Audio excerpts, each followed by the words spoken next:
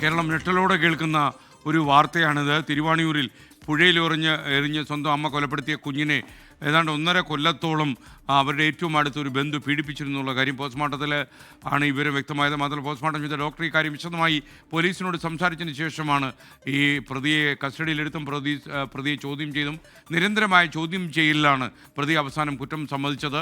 പറ്റിപ്പോയി എന്നാണ് പ്രതി ഇപ്പോൾ പറയുന്നത്. മാത്രവുമല്ല ഈ കാര്യം അമ്മയ്ക്കും അറിയാമായിരുന്നു എന്നാണ് പ്രതി മൊഴി രേഖപ്പെടുത്തിയിരിക്കുന്നത്.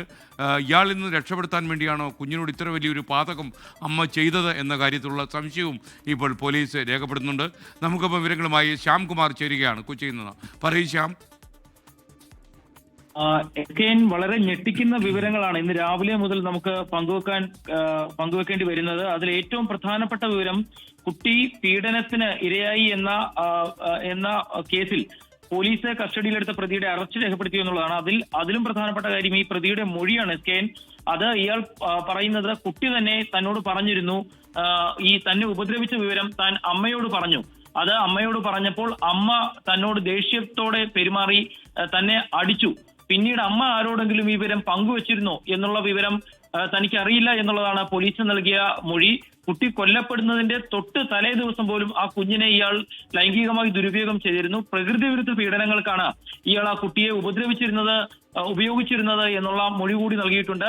8 മണിക്കൂർ നീണ്ട കസ്റ്റഡി ചോദ്യം ചെയ്യലിലാണ് പ്രതി ഈ കുറ്റസമ്മതത്തിലേക്ക് എത്തുന്നത്. അതിൽ ഏറ്റവും പ്രധാനമായത് ഡോക്ടർ ലിസ ജോൺ, കളമശ്ശേരി മെഡിക്കൽ കോളേജിലെ ഫോറൻസിക് സർജനായ ഡോക്ടർ ലിസ ജോണിന്റെ ആ ഒരു ഇടപെടലായിരുന്നു.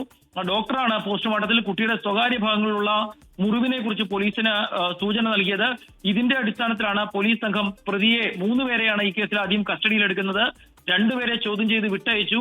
ആ 2 പേരും നൽകിയ മൊഴിയിൽ ഈ പ്രതിയെ കുറിച്ച്, മൂന്നാമനായ ഈ കുട്ടിയുടെ അടുത്ത ബന്ധുവിനെ കുറിച്ച് വളരെ കൃത്യമായ സൂചനകൾ ഉണ്ടായിരുന്നു. അങ്ങനെയാണ് അയാളെ തുടർ ചോദ്യം ചെയ്യൽ നടക്കുകയും അയാളുടെ അറസ്റ്റിലേക്ക് എത്തുകയും ചെയ്യുന്നത്. ഡോക്ടറുടെ മൊഴി പോലീസ് പ്രത്യേകമായി രേഖപ്പെടുത്തുകയും ചെയ്തിട്ടുണ്ട്. ഡോക്ടർ ഈ കേസിൽ സാക്ഷിയായി മാറും, ഈ പ്രോസിക്യൂഷൻ കേസിൽ സാക്ഷിയായി മാറുമെന്നുള്ള കാര്യവും ഉറപ്പാണ്. ഏതായാലും ഇതിൽ ഏറ്റവും പ്രധാനപ്പെട്ട കാര്യം, പീഡനം നടന്നു എന്ന വിവരം പ്രതി തന്നെ കുറ്റസമ്മതം നടത്തി എന്നുള്ളതാണ്. രണ്ടാമത് പ്രതിയുടെ അറസ്റ്റ് രേഖപ്പെടുത്തി എന്നുള്ളതാണ് ഇതിൽ പ്രധാനപ്പെട്ട കാര്യം. അതിലുപരി ഈ പീഡന വിവരം കുട്ടി അമ്മയോട് പറഞ്ഞിരുന്നു എന്നുള്ള ഞെട്ടിക്കുന്ന വിവരം പ്രതി തന്നെ കുറ്റസമ്മത മൊഴിയായി പോലീസിന് നൽകിയിരിക്കുന്നു എന്നുള്ളതാണ് മറ്റൊരു പ്രധാനപ്പെട്ട കാര്യം. ഇതിന്റെ പേരിൽ കുട്ടിയുടെ അമ്മ ഈ പ്രതിയെ അടിച്ചു എന്നുള്ളതും അമ്മ മറ്റാരോടെങ്കിലും ഈ വിവരം പറഞ്ഞു എന്നത് തനിക്ക് അറിയില്ല എന്നുള്ളതാണ് പറയുന്നത്. ഇനിയാണ് ഈ കേസിൽ മറ്റൊരു തരത്തിലേക്ക് പോകുന്നത്. കാരണം ഇപ്പോൾ ജുഡീഷ്യൽ കസ്റ്റഡിയിലുള്ള അമ്മയെ പോലീസ് കസ്റ്റഡിയിൽ വാങ്ങുമ്പോൾ ഈ വിവരത്തിൽ പോലീസിന് സ്ഥിരീകരണം നടത്തേണ്ടി വരും. അമ്മ ഈ വിവരം ആരോടെങ്കിലും പറഞ്ഞിരുന്നോ, അതിനുള്ള സാഹചര്യം ഉണ്ടായിരുന്നോ, ഇനി അമ്മ ആരോടെങ്കിലും വിവരം പങ്കുവച്ചിരുന്നെങ്കിൽ ഈ വിവരം അവർ എന്തുകൊണ്ട് പോലീസിനെ അറിയിച്ചില്ല എന്നടക്കമുള്ള വിവരങ്ങൾ പോലീസിന് അന്വേഷിക്കേണ്ടി വരും. ഏതായാലും അമ്മയുടെ കസ്റ്റഡി അപേക്ഷ ഇന്ന് രാവിലെ 11 മണിക്ക് ആലുവ 1ാം ക്ലാസ് മജിസ്ട്രേറ്റ് കോടതി പരിഗണിക്കുകയാണ്. ഈ കസ്റ്റഡിയിൽ അമ്മയെ കിട്ടിയ ശേഷം മാത്രമാകും പോലീസിന് ഈ ഒരുപിടി ചോദ്യങ്ങൾക്ക് ഉത്തരം നൽകേണ്ടി വരിക.